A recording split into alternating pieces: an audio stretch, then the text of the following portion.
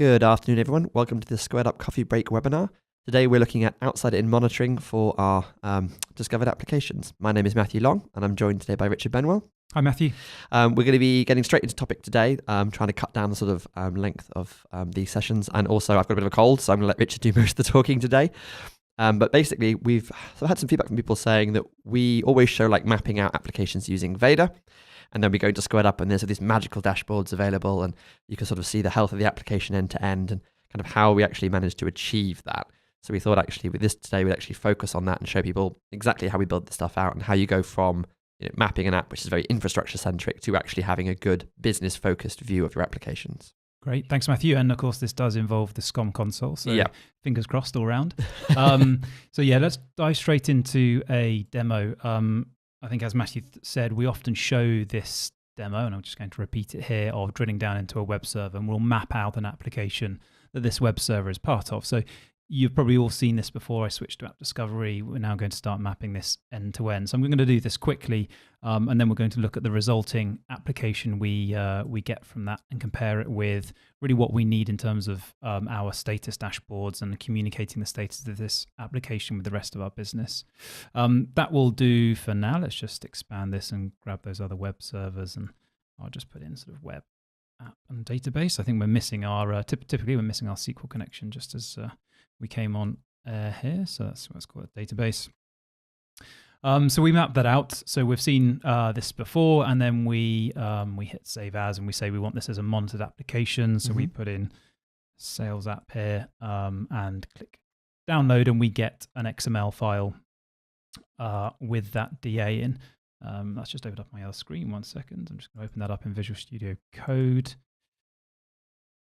And here's the resulting XML. So we have a DA, great. And then typically in our demos, we then switch over and say, well, we've imported that. Let's go check out how it looks once we've imported it and done a few other things with it. And we come back to the sales app and we say, look, this is great. We now have availability of this application. We have the response time, load, an SLA around it. Fantastic. And then we also, typically sort of show an application status dashboard. Here, using Visio and saying, great, here's our sales app. It's red. So the bit we don't show is we do the other bits after importing. So we thought we'd do that today and clarify that. One of the reasons we sort of haven't talked through it, one is because it is in the SCOM console, and also because there is a kind of varying degree of sort of discussion around best practice and a number of different approaches to this. And actually one benefit of doing these coffee breaks is that we have to present this, so we have to get it working. And just probably about 15 minutes ago, Matthew was like, hang on, there's a new monitor that I didn't know existed on a DA, so let's go sort of get our head around that as well. So we'll hopefully take you through that process as sort of honestly as possible. We'd love to hear from everyone on the webinar live, what your thoughts and sort of best practices are, whether sort of this chimes with what you do in your environment, if you do some of these changes to DAs. What we are looking at doing is encoding this within Squared Up itself. So we don't want customers going off and having to modify DAs and sort of follow some best practice that's written down somewhere, on a blog or a KB. We'll be building this into VADA in upcoming releases of Squared Up. There's definitely a lot of different ways to swing this particular cat. So what I wanted to do, and I'll probably start with Squared Up here, and I'll come over to the SCOM console in a second. So we modeled that application just a second ago and imported it into SCOM, and this is the result. So this is the sort of raw result. So that XML file, if you import it into SCOM, this is what you get, and this is what you get in Squared Up. And you can see we don't have any sense of availability of this application. There are no sort of availability monitors here. There is no availability perspective. And the problem is that we can put this DA up on a status dashboard, but it's going to show red because we have some servers that are red here. And in actual fact, this application is healthy and responding. And that's the gap we have. And I think for the purposes certainly of this webinar, we'll call this the classic DA model. This is the DA model that sort of Microsoft have presented over the years. This is the model that most people go down, and it's a misleading model. It's an infrastructure view, and of course you present this in one of those Visio dashboards to your business, and they're saying, well, why is it red? Why are people not running around fixing this? And it's because actually it's just some monitor on one of those servers. Nothing kills engagement with SCOM more than people being told, oh, that red, that's fine, you can ignore that red. Oh, that green over there, no, actually it's down. Like you cannot be presenting that view to the business where sometimes red is fine and sometimes green is good. Yeah.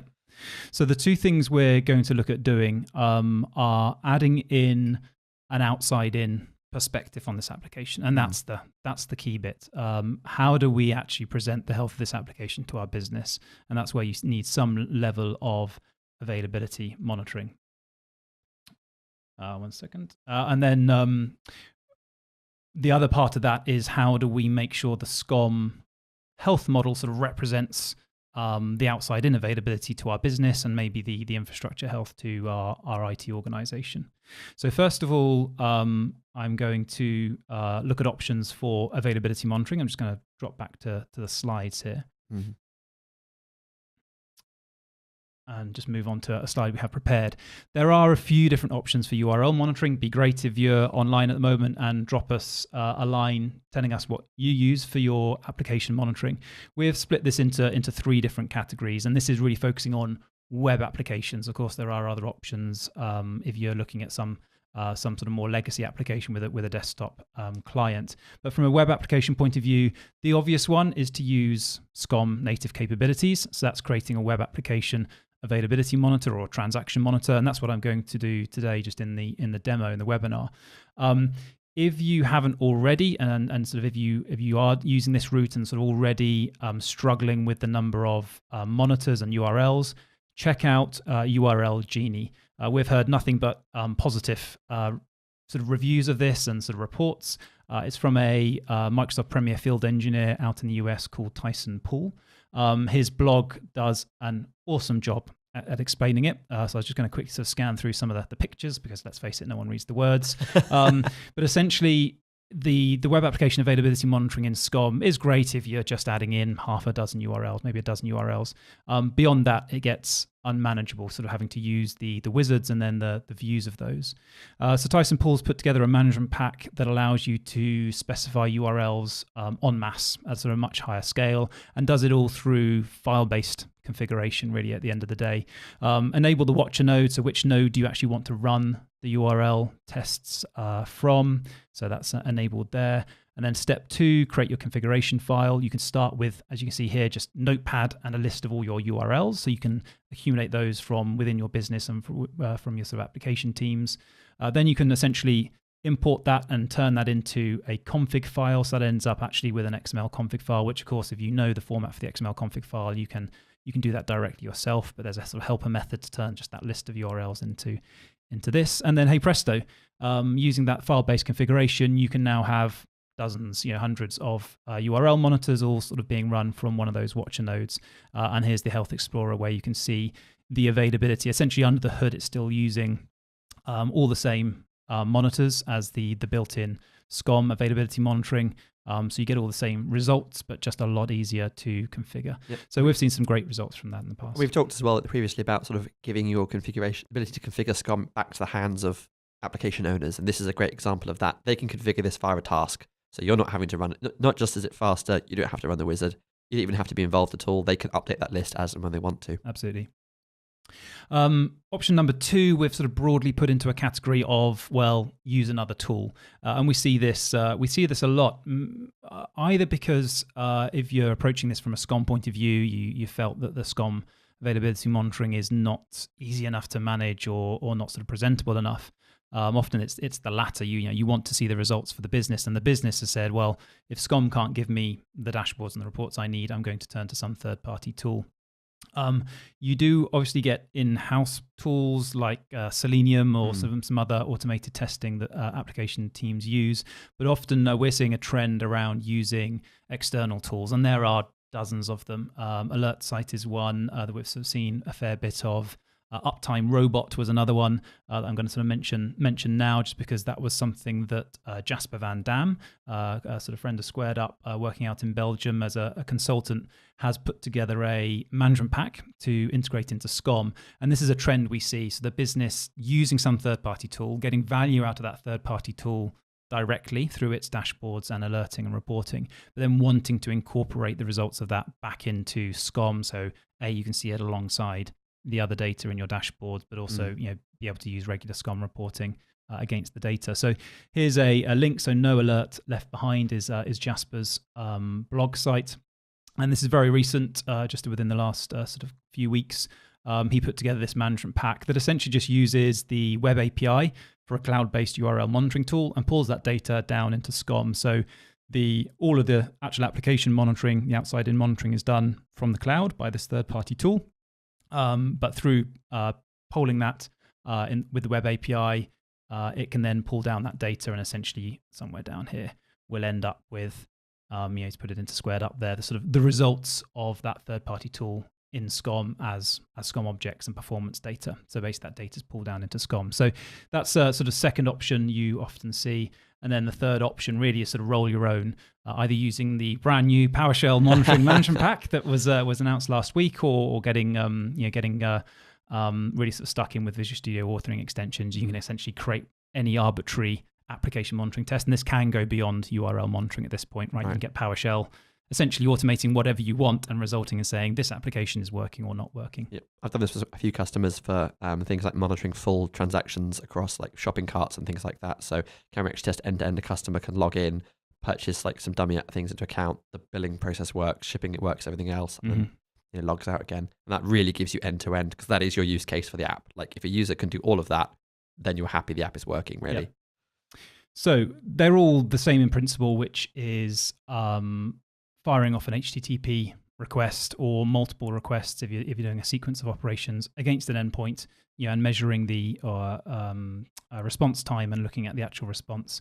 I'm going to run through the wizard here just so we have some context. So I'm going to use the web application availability monitoring in SCOM and just run through this wizard. So let's just call this a coffee break test. And I'll stick that into probably the best practice here is to put it into the same management pack as contains your DA that's been exported from VADA. This is just going to be the sales app homepage, and then the URL.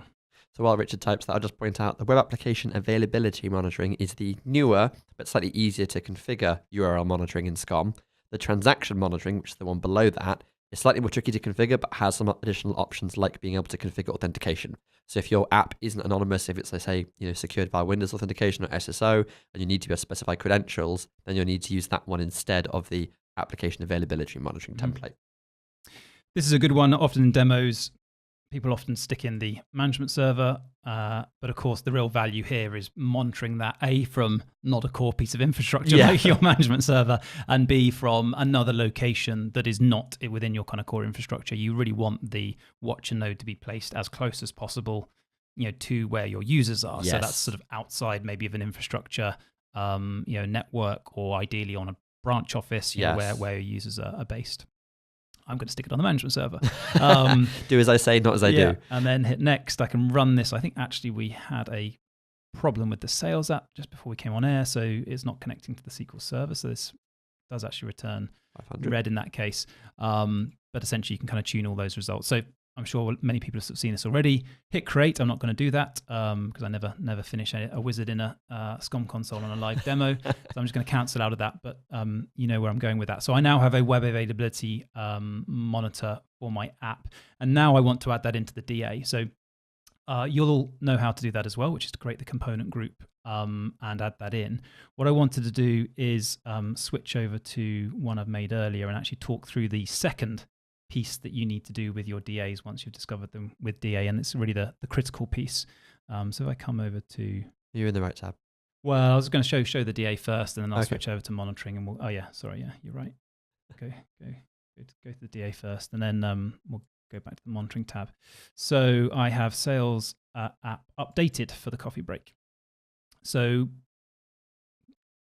before we saw the raw export from VADA, now what we can see is we've added in another component group. So at the moment, you can't do this in VADA. So you discover the infrastructure, and then you have to switch over to the SCOM console, add in that component group. We've called it kind of client-facing, outside-in, web monitor, whatever you want to call it, and add in the the web availability monitor you've created, or again, using some of those other options, this may be some other object. So if we did that, that's great. We now have the availability monitoring happening, and it's part of our DA, so we can now show it in a perspective. But we still have the problem that if a database server goes red, our DA goes red. Yep. So regardless, really, I mean, if this goes red, yes, our app goes red, but also if there's just any one unit monitor that's set to roll up on any one of these servers is going to cause the DA to go red. And ironically, the funny thing is that the more HA components there are in this application, invariably the worse the problem becomes, right? Because you've got more components, which means that, of course, the active passive, the passive one will go red, doesn't affect the application health, but now it's showing the DA. So often, like, this is a 17 node cluster. Great. It will always be red because there'll be something wrong on some box. So what we do at Squared Up for the demos, and what we talk through with customers as a best practice, is to actually turn off the roll-ups from these component groups, so the infrastructure component groups, to the top level DA. So your top level DA, the health of the sales app in this case, is only dependent on your outside in monitoring. If the app is down, as detected by the outside in monitoring, your DA goes red. If the application has an infrastructure problem, your DA stays green, but obviously you deal with that through alerting and dashboards for those component groups. Of course, you can put the health of your component groups on the same dashboard as the outside in monitoring, or you can have those drill downs into the application level view. So to do that is unfortunately not trivial. And that's the bit I was going to show next. So I'm going to come back to the monitoring view of that application and just look at the roll-up monitors that are there. See if I can find the right one here. So if I do the updated one or the raw one? The updated one, yeah. Let's go with the updated one. So let's have a look at the health state. Right click on the object and say. Why is it not in the right hand side there? It's the SCOM console, that's why. Health Explorer. That's just opened up down here. There we go. That is all of the monitors. Let's just take that filter off. This could be going for a while because there's a lot of things in here. But basically what we'll see in the diagram is we'll have the top level object, and then we'll have a roll up for each of those component groups. And by default, they're all rolling up the health for everything. The other thing we actually discovered, and this was brand new. And this is why it's taking so long. Yeah, the other thing we found out, and this is so frustrating, is at some point, I'm not actually sure when, because I haven't seen this one previously. And actually, this used to just a problem because back in the day with SCOM 2007, the DA designer didn't create health roll-ups for everything, which meant everyone imported the management pack and went, why is the DA not rolling up health? You had to know, you had to go in and enable all the health roll-ups. And it looks like to try to fix that problem, Microsoft had inserted a monitor that that rolls up health for all contained objects. But the targeting on that means it doesn't just do it for the things that you've added indirectly, it does it for all of the subcomponents. So every single disk, every single network adapter, every single role, everything is rolling up under this one monitor, which is why this is taking about 1 million years to load. And that, of course, means that literally if any component in your application goes red, the whole of your DA goes red. And worse, it's not set to create an alert either. We're there. That's the one you're talking about, Matthew. So all contained objects. So added to the base service is a monitor, a roll-up monitor called all contained objects. And it doesn't just roll up the health from the sort of first level contained objects. The servers. It rolls up the health from every single object that's then hosted on those objects. So we have a disk here. We have a .NET v2.0 app pool on one of the IS servers. And there's a direct roll-up from every single one of those objects to the top level DA. And that's why that took so long to load. So what we actually want to do is essentially disable these. So we have the database roll-up, monitor properties, and monitor is enabled. So you can see before we came on air, Matthew went through these and just unticked those monitors. So that's why they are hollow here. So they have no health state.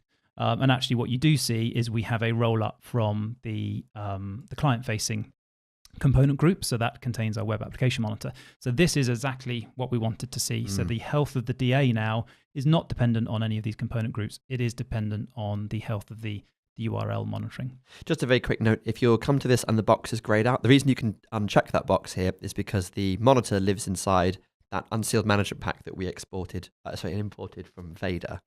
So that's the reason why we can change it directly. If your management pack was sealed, so you were practicing that you would seal every management pack you import into SCOM, you won't be able to check that tick box.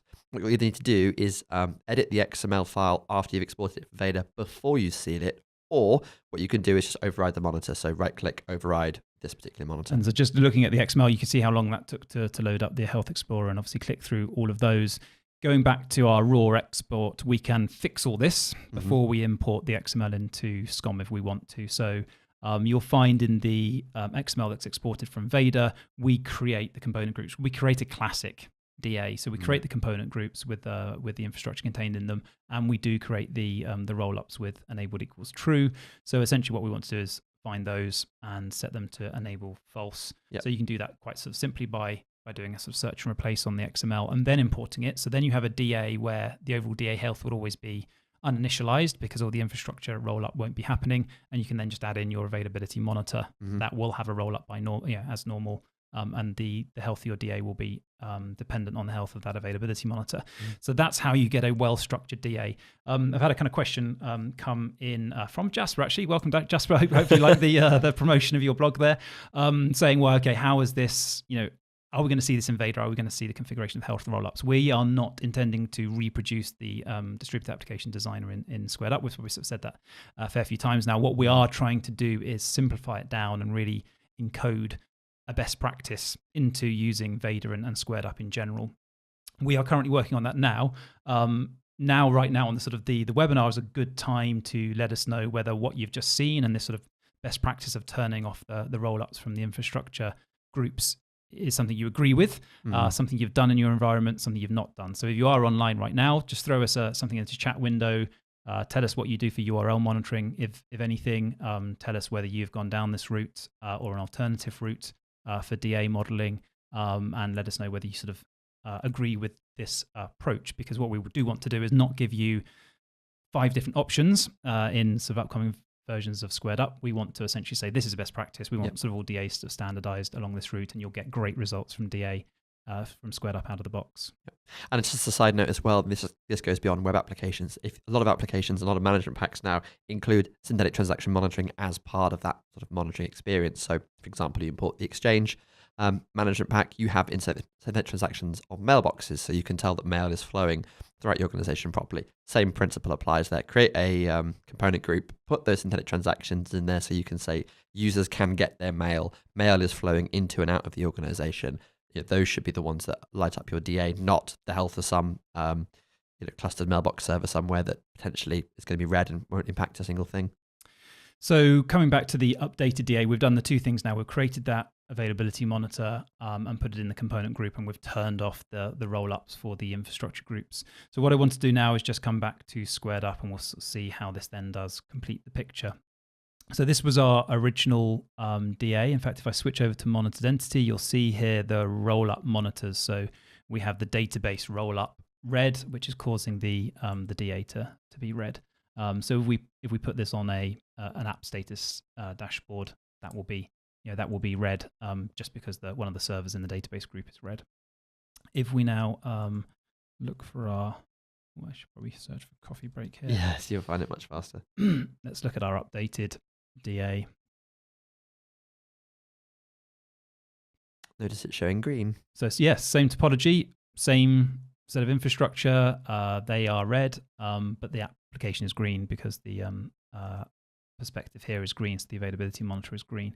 And if we look at the monitored entity, we'll see the result of disabling those rollups. So the only rollup enabled is for the client-facing component group that you added, Matthew. And you can see here that yes, that's green, whereas the database and application servers are red. So we can see that through a number of different default views. So we can see we have a problem with database. We can see we have a problem with application servers, and so on. At this point, you can then start building out those dashboards. We can add this DA now into this dashboard here. So, for example, instead of it being red because one of the servers is red, we can now wire that box up to our DA, and it will only go red if the application is detected as being down from the availability monitor point of view. And lastly, just to sort of show very quickly, not something I can prep too much, but if we add in now an availability perspective, and I'll do this sort of hopefully as generically as possible. So I'll target at this particular application, but I could target this at all DAs, for example. And let's just add in then the health of, I just type in web test to find that. So web application availability monitoring test. So that is the availability of this application. Obviously I can then do an SLA for that as well. Of course, SLAs at this point can work on the monitor itself or the on the DA directly. Or the DA, because actually the health should be the same, but we should have an SLO there. So currently green, but it's dropped down below 99%. Yep. And some downtime previously. And then we should be able to just add in some performance metrics for the response time. So current health.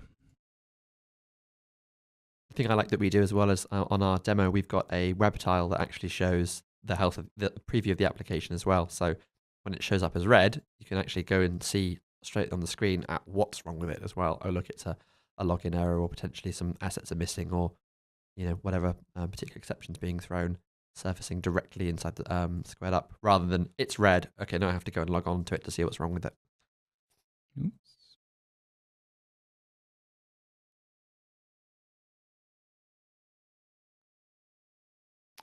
Now I think I've fallen into the trap here, which is that's the overall test class, which doesn't have the metrics on. Yeah, there's a top level test class that contains sort of the metrics for the top level class, which contains all the watches and sort of all the different tests that are being done. Yeah, there you go.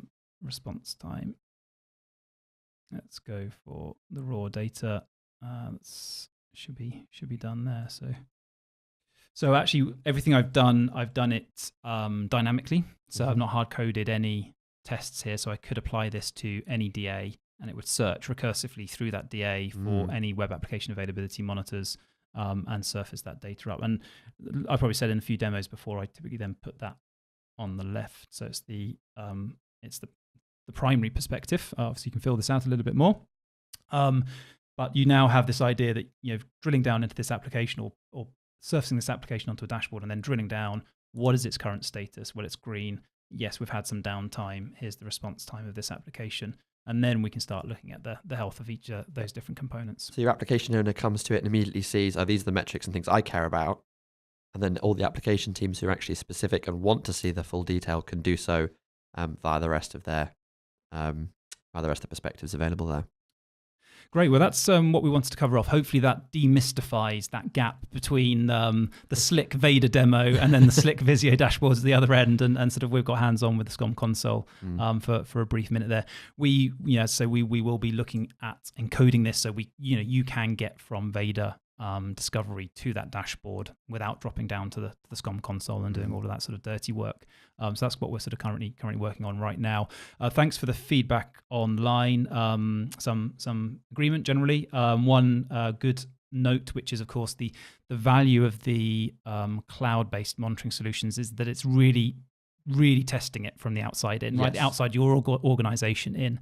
So if you do have a internet-facing application, then it is best to then be monitoring that from some arbitrary other place in the cloud. If you're monitoring it from within your own organization, you're not really testing the DNS, your public DNS, and so on. So if you are using the SCOM monitoring, but you do have internet-facing applications, think about that. There has been some sort of to and fro on the global service monitoring that Microsoft provided. I think that's just basically gone a bit quiet, but you can reproduce the same thing yourself by putting a node up on Azure, for example, that's monitored by SCOM. So some box up on Azure, and then put that across various regions in Azure.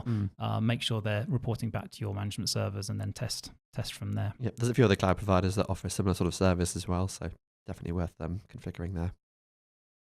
Great, and a request to maybe look at Visio dashboards. That's something we'll drop back down to in the coffee break and kind of revisit at some point as well. So thanks for your feedback online. I think that wraps it up. I'm just going to come back to the coffee break resources slide and hand over to Matthew. Okay, great. So I hope you found this coffee break interesting, as that this is really driven by direct feedback we had from you guys. So hopefully that's answered some questions there. If you do have other things you'd like us to show off in these coffee breaks, and you've always wondered, I wonder how they do that, well, go to squareup.com/topics. You can fill out a whole bunch of questions there about topics that you'd like to see and vote on your favorites. And there's also a free text box, so you can just enter in any other ideas that you may have. You can even volunteer on there if you want to come on and do some content for us and show off your cool thing that you built on this webinar. We also, if you go to our microsite at squareup.com/coffeebreakseries, you can see what's coming up next. And there's also a registration sign-up box. So if you know one of your colleagues or your friends, you're like, he really love this stuff, you can get him to sign up there and join in with the wealth of content available. We also have the recordings and slides published via our blog on squareup.com/blog, along with other news and interesting bits. If you've missed our PowerShell MP notifications, you haven't heard of that so far, definitely go and check that out. All the details are on the blog. That's definitely worth looking at. And we have a YouTube playlist as well for this series that includes all our sort of previous episodes. That's now getting quite lengthy, and there's so much good content there. So if you're new to Squared Up, or you've always sort of wondered, I've never really looked at that feature, I wonder how they do it, go and check that playlist out. There's probably something there for you that will definitely make your day. Let's go a quick shout out for Experts Live Europe that's coming up next month. So a few weeks away now in Berlin on the 23rd of August. We'll be there. If anyone listening is attending Experts Live as well, drop us a line. There'll be some treats in store if you are attending that live in person. Does it involve Lego? It involves whiskey and Lego. All right. Thanks, everyone. All right. Thanks, guys. Bye.